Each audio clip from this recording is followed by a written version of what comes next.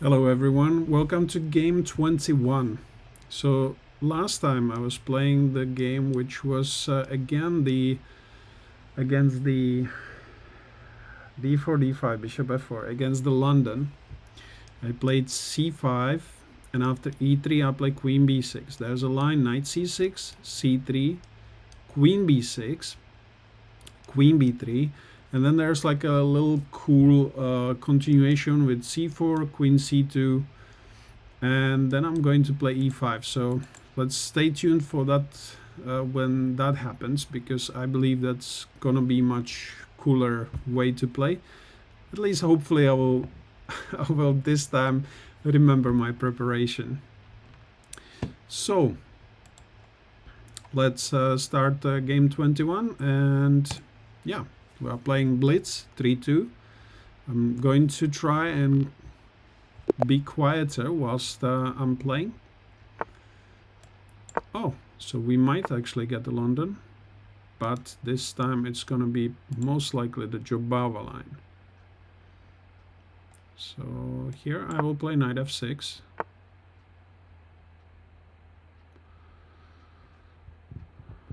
Oh, this is that gambit. Blackmar-Diemer, yeah. They say to take, I think.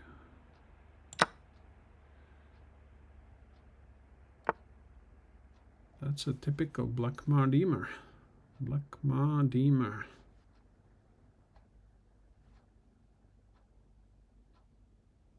Can I hold a pawn with bishop f5?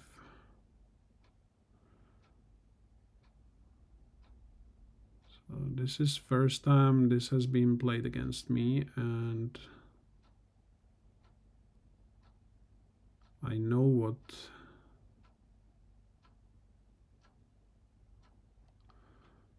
white would like here.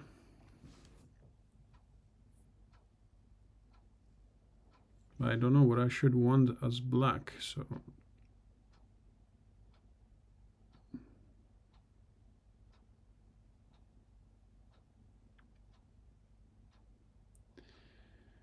I don't want to give a strong center, and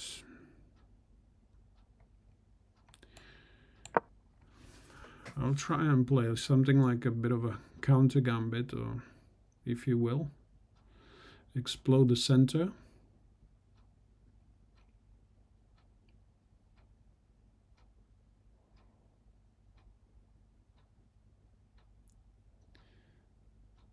But yeah, basically I need to prepare something against this variation.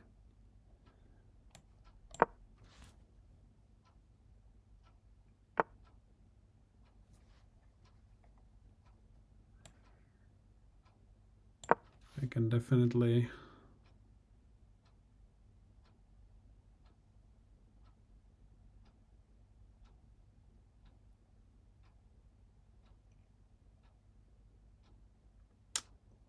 bishop b5 could be the answer. If this is the case, I'm absolutely happy, because now I am the one who should be cooking. Now there's a big threat of knight takes f3, winning the bishop on f4. Bishop isn't going for it. I can add some pressure to the knight itself. And because of this pawn on e4, it's going to be a weakness. We should have a little bit of an advantage here.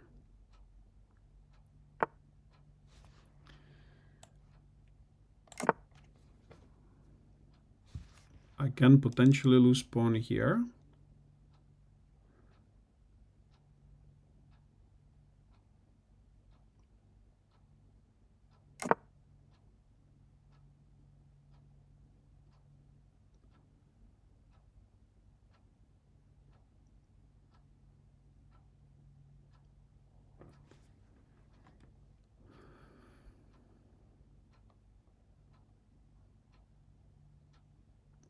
And another thing is now this pawn is potentially weak as well, so I'm gonna move this pawn first.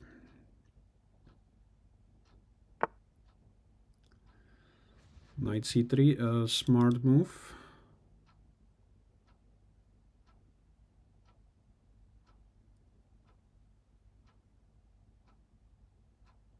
I'm going to protect the e6 square. By e6 I'm in d5.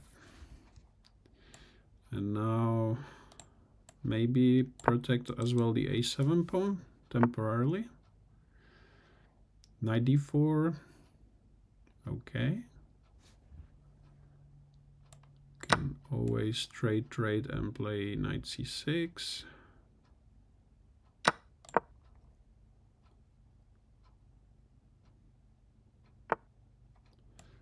Next move I want to play is to attack the pawn on c2. Now if you defend with the bishop, I am most likely gonna get the pair of bishops. If you are not going to defend, is my knight trapped on c2? I don't see it just yet. I'm gonna bite it. Okay, I was expecting this, so that's winning the rook.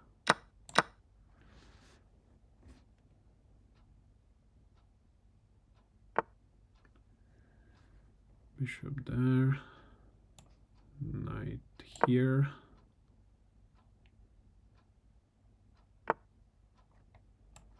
Okay, win the pawn. So I have 17 seconds on the clock.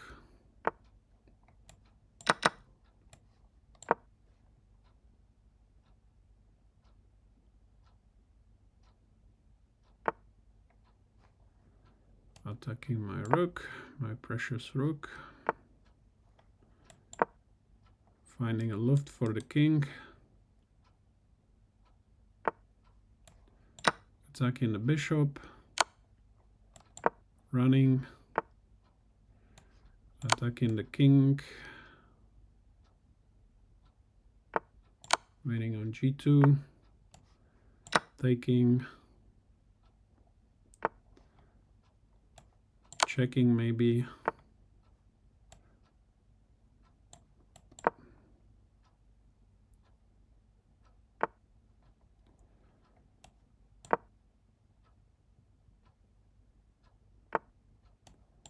Let's take it to an endgame, which is impossible to lose.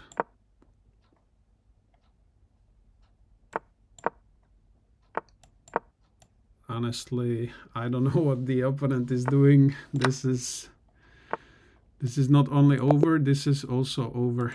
They now decide to resign, maybe realizing that there's a 2 seconds increment. And this is what I would recommend. If you are playing long game, short game, doesn't matter. At least 2 seconds, 1 second increment. So, you know, all these people that would like to try and win, you know, or get a draw, they will just have no chance as long as you can safely manage to play those 2 seconds.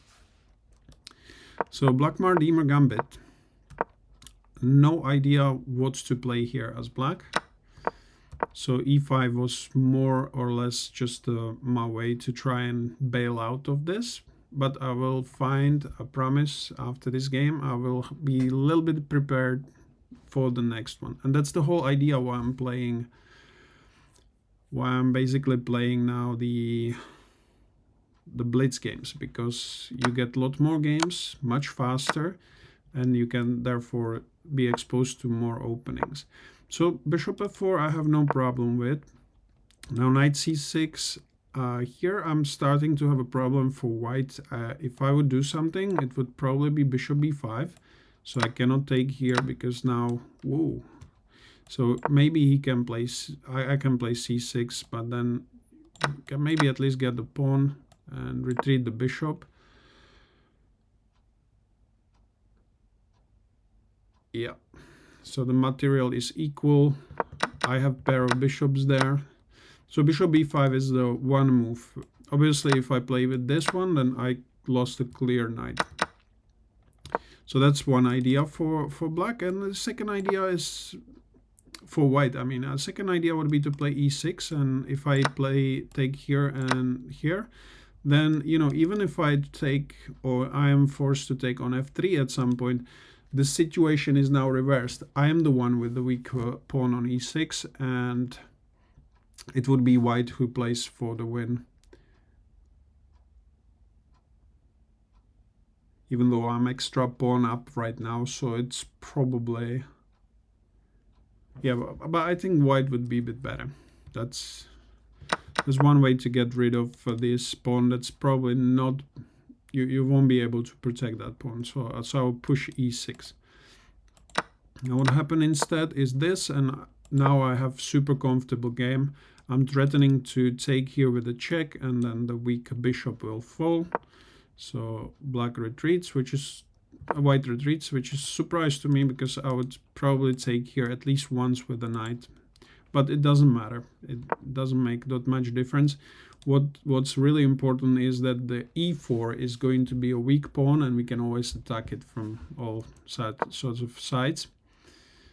So now the situation is slightly reversed. There's always the possibility, and that's what I was talking about in the game, that I can potentially lose the pawn on a7. But here you can maybe trap the bishop with king b7. So if you were to take on here, maybe something like b6 doesn't work right now for bishop a6. And then maybe you have enough time to do this, but even rook a8 seems to be very strong. So always taking this bishop on the side of the board is not recommendable, but something that I always have to keep in mind, because the situation now is slightly reversed. If you remember when the bishop was here and was weak, now is the same for me. I have this bishop that's potentially under attack after knight e5. So I always have to make sure that I have at least one piece that can protect here, or that I have at least some intermezzo by taking on e2 first. But actually, there's a piece. I probably have to take, and they take here, and boom, I have lost a piece.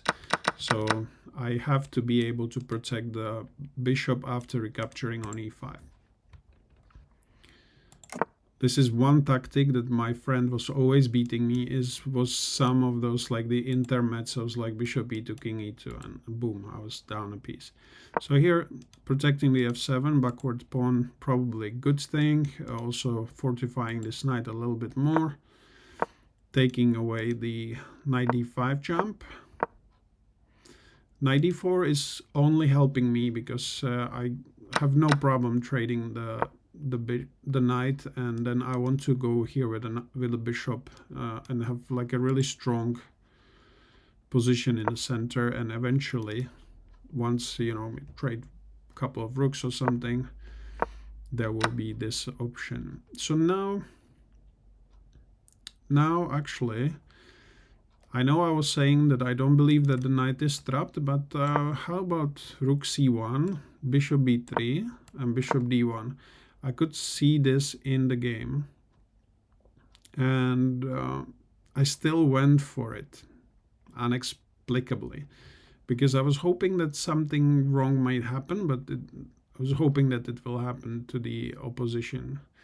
I thought that something here I can wiggle out from, but right now I don't actually see it. So this was probably the best way to continue for white, because right now I don't see how to protect either of these pieces. Knight d4, he's got bishop d4, and after rook c1 I don't really have a way to protect this knight. There is a creative way how I can actually at least win an exchange. No, not an exchange, but I would have to give two pieces. So that's after this and that. I would at least trap the rook here. But actually might not even work, because after bishop f4, you can just take here. and there, but now I can save the knight, so that would be a trade-off. So if here and then bishop b3, I can just drop the rook, and even though I'm taking the rook, now the material is not in my favor, because I think two bishops, or bishop and a knight, are stronger than a rook, and I have only a pawn, extra pawn to show up for this. So taking on c2, definitely a mistake. Maybe I wouldn't make it if I was in the, if I wasn't in some sort of time pressure already. White plays rook d2, and this is what I saw all along. That's basically why I played knight b4 in the first place, was this trap that if rook d2, I have bishop takes and rook d2. So white should have seen this, that there's this battery of rook and bishop. And because they didn't see this, I had a simple doing. This is basically way to try and retreat with the knight, winning a pawn. And now, you know, normally I wouldn't probably take on d5, but because I was low on time, I was trying to just simplify the game. Here I need to be careful not to drop the rook. First, before taking the pawn, you need to create some escape route for the king, so that's exactly what I've done. And white wastes time with king h3. What you need to try and do is attack as many pieces of pawns as possible. But I would still be taking here because it's a tempi on the bishop.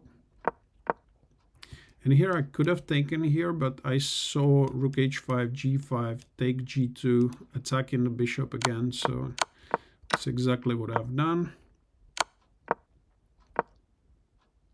I had the idea of playing f5 eventually and try to take the king away from defending the bishop. But now after rook e2, the game is completely lost for white. All I have to do is just to exchange the pieces, and 6v1 is very simple. And again, I would not recommend, once you get yourself into a position where you have just a king and a pawn, especially when there's increments, there's no point playing. I wouldn't be like the other content creators, if you may say so, that would recommend you to play it out and see what happens. Like maybe if you are really beginner, like yeah, maybe try and see how the pawn goes to the first rank and queens, but and then how the checkmate goes. But you can do this on all sorts of trainers, so I wouldn't even think about it. Right, so this is game 21. Finally, we have the rating confirmed, so it's 1685, and hopefully I'll be able to climb. If I don't explain too much during the game, then I can play my usual blitz and hopefully be able to win some of the games. But as you can see, even then I'm able to make like big mistakes and take risks that I shouldn't be taking. Like taking on c2 was, yes, it was swinging the game out of balance, but it was just a terrible mistake, and I knew it's a mistake and I still played. So well, if you can't help it, I don't know, but definitely I would remove those things out of your own game. And here, Blackmar-Diemer Gambit, I will definitely need to look into, because I did not expect this will happen anytime soon. But because, you know, the Jobava London is more popular, the London is more popular. But I know one player in the like a rival club that does this. Even though I say rival club, but I haven't been in chess club for maybe 2 years now. Anyway, I'll see you later on, guys. You take care. Bye now.